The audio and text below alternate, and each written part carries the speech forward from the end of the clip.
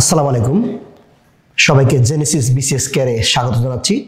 আমরা আজকে আরো একটি গুরুত্বপূর্ণ ভিডিও নিয়ে আলোচনা করব। গুরুত্বপূর্ণ সেটা হলো মানসিক দক্ষতার সিলেবাস। শুধু সিলেবাস আমরা বর্ণনা করবো না, সিলেবাসের মধ্যে একটা টপিক্সের মধ্যে আরো কি কি পড়তে হবে, অর্থাৎ সাব টপিক্স নিয়ে আমরা আলোচনা করবো। এটা যদি আপনি বুঝতে পারেন তাহলে আপনার এই মানসিক দক্ষতা পড়তে সুবিধা হবে। যেহেতু এই মানসিক দক্ষতা অংশটি পিলি এবং রিটেন দুটো জায়গায় আছে এবং সিলেবাস একই, তাহলে এই সিলেবাসের মধ্যে কি কি আছে এই টপিকগুলো আমি যদি বুঝতে পারি তাহলে আমাদের পড়তে সুবিধা হবে। ঠিক আছে, তারপরে দেখি প্রথমে কি কি আছে। প্রথমে ভাষাগত যৌক্তিক বিচার, যেটাকে ইংরেজিতে বলে ভার্বাল রিজনিং। মজার বিষয় হলো ইংরেজিটা কেন জানতে হবে, কারণ প্রিলিমিনারি সিলেবাস বাংলায় লেখা থাকে, রিটেনের সিলেবাস ইংরেজিতে লেখা থাকে, তাই জন্য ইংরেজি সহ জানতে হবে। সমস্যার সমাধান, প্রবলেম সলভিং, এটাকে রিটেনের আছে অ্যাবস্ট্রাক্ট, একই জিনিস অ্যাবস্ট্রাক্ট রিজনিং মানে যুক্তি আর কি, এটাকে অ্যাবস্ট্রাক্ট রিজনিং, রিটেন জাস্ট টপিকটা চেঞ্জ আছে। বানানো ভাষা, বাংলা ভাষা ইংরেজি ভাষা, বানান এবং ভাষার যে আরো বিষয়গুলো সিনোনিম এন্টোনিম এগুলা। যান্ত্রিক দক্ষতা, যেটাকে আমরা ইংরেজিতে বলি মেকানিক্যাল রিজনিং, এটা আমরা ব্যাখ্যা করব এই টপিক্সের মধ্যে আসলে কি পড়তে হবে।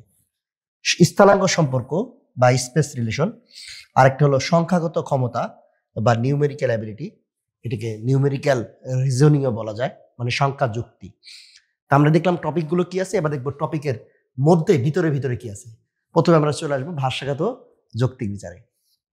আচ্ছা, ভাষাগত যৌক্তিক বিচার এটা আমরা যদি ব্যাখ্যা করি এর মধ্যে কি কি আছে।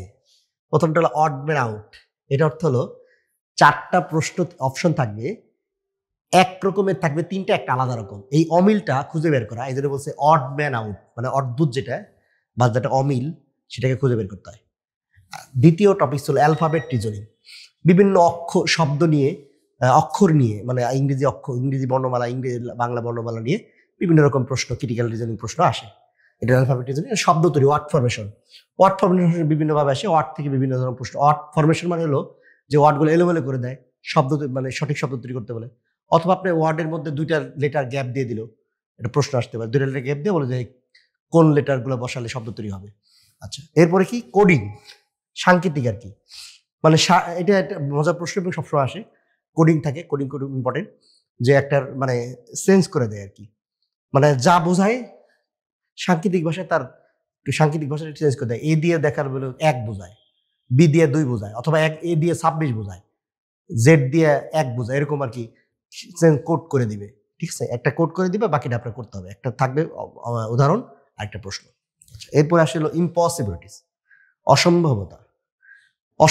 এটা অর্থ কি, মানে জিনিসটা প্রশ্ন থাকবে যে কি ছাড়া, ধরেন প্রশ্ন হলো যে কোনটি ছাড়া দেশ, মানে কোনটি ছাড়া দেশ গঠন সম্ভব নয়, হ্যাঁ দেশ সম্ভব নয় বা দেশ সম্ভব নয়, সার্বভৌমত্ব, সরকার, জনগণ। ঠিক আছে, এরকম কয়েক অপশন থাকলো, আপনি খুঁজে বের করতে হবে যে কোনটি ছাড়া এটা অসম্ভব একেবারে। হ্যাঁ, এটা। এরপর নেসেসিটিস, যে আবশ্যক। ঠিক আছে, যে আপনার এটার জন্য কি আবশ্যক, আবশ্যকতা একই ধরনের প্রশ্ন বোঝায়, এটার জন্য কি আবশ্যক, এই ধরনের প্রশ্ন থাকে। নেসেসিটিস এগুলো একটু কম থাকে, প্রথম 4টি থেকে খুবই প্রশ্ন থাকে।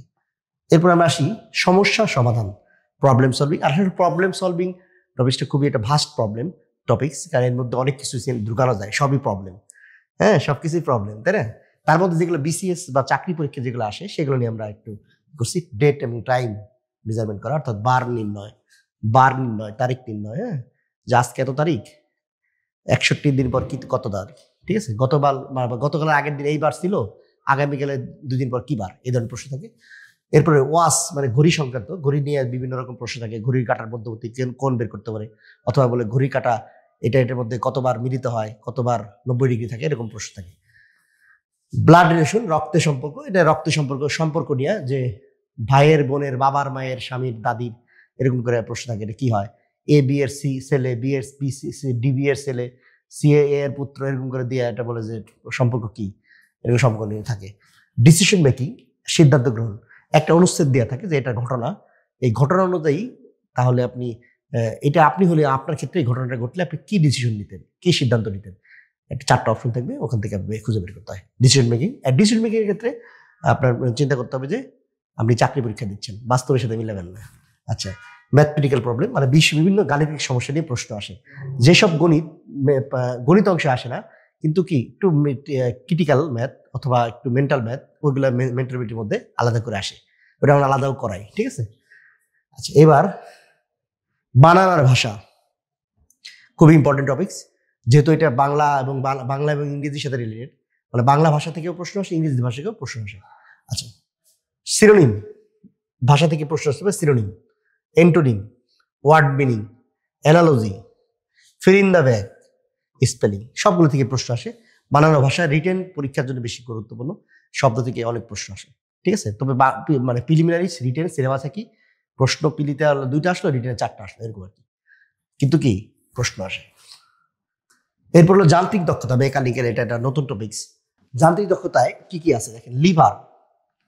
লিভার মানে এক ধরনের যন্ত্র, যে পার্কে থাকে, দেখবেন যে এক পাশে বসে থাকলে এক পাশে উঁচু হয়ে যায়, দুই পাশে বসে দূরত্ব ওজন ব্যালেন্স করলে এটা সমান ভারসাম্য অবস্থা থাকে।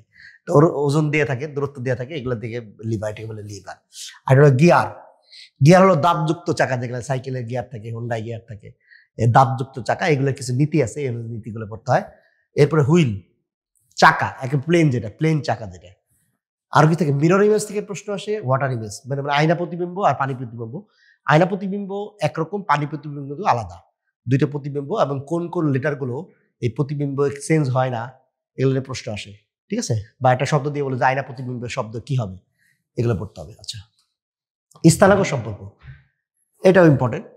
স্পেস রিলেশন, পিএসসির বর্ণনা যে টপিকসগুলো এই টপিক অন্তর্ভুক্ত আছে, সেটা হলো ডিরেকশন, আর এটা হলো ডিস্টেন্স। মানে এটা হলো দিক নির্ণয় আসে, এটা হলো দূরত্ব নির্ণয়। দিক নির্ণয় আসে, দিক মানে পূর্ব পশ্চিম উত্তর দক্ষিণ দেওয়া, একটা দেওয়া থাকলো, একটা থাকলো না। আর এটা হলো যে ডান বামে গেলেন, মানে একবার উত্তর দিকে ছিলেন, দুইবার ডানে গেলেন, একবার বামে গেলেন, এরকম দিক নির্ণয় আসে। আর দূরত্ব নির্ণয় মানে এত দূর গেলেন, ডানে যায় এত দূর গেলেন, এরপর শেষে প্রথম থেকে সেই অবস্থানের দূরত্ব এই একই প্রশ্ন, একটা দিক সরাসরি দিক চায় শুধু, আর একটা সরাসরি দূরত্ব চায়। ঠিক আছে, দুইটা অপশন থেকে। লাস্ট যে টপিকটা আছে সংখ্যাগত, মানে নিউমেরিক্যাল, এটা খুবই ইম্পর্টেন্ট। নিউমেরিক্যাল থেকে প্রশ্ন প্রতিবারই আসে, পিলি রিটার্ন সব জায়গায় আসে। নিউমেরিক্যাল একটা মানে টপিকটা ভাস্ট টপিক, আমরা বিগত কোশ্চেন দেখে অ্যানালাইজ করে আমরা ক্লাসে পড়াই। আচ্ছা, এটা বেসিক নাম্বার, মানে নাম্বার সংখ্যার ভিত্তি থেকে আপনার আইডিয়া থাকবে, সংখ্যার ভিত্তি। হ্যাঁ, সংখ্যা মানে আপনার মৌলিক সংখ্যা কি, যৌগিক সংখ্যা কি, হ্যাঁ, মূলক সংখ্যা কি, অমূলক সংখ্যা কি, এরকম সংখ্যা বেসিক প্রশ্ন থাকতে হবে। একটা হলো যে ফাইন্ড দ্য মিসিং নাম্বার, একটা সিরিজ থাকে, সিরিজ আকারের যুক্তি, কয়েকটা সংখ্যা দেওয়া থাকে, একটা মিসিং থাকে, ওটা বের করতে বলে। একটা চিত্রের মধ্যে ফাইন্ডিং দ্য নাম্বার ফিগার, চিত্রের মধ্যে সংখ্যা দেয়া, মানে কয়েকটা সংখ্যা দেওয়া থাকে, একটা দেওয়া থাকে না, ওটা বের করতে হয়। এই হলো মোটামুটি টপিকস। আমরা সাব টপিক বর্ণনা করার জন্য আপনার পড়তে সুবিধা হবে, এবং এই অনুযায়ী আপনি প্রস্তুতি নিতে পারবেন। সবাইকে ধন্যবাদ।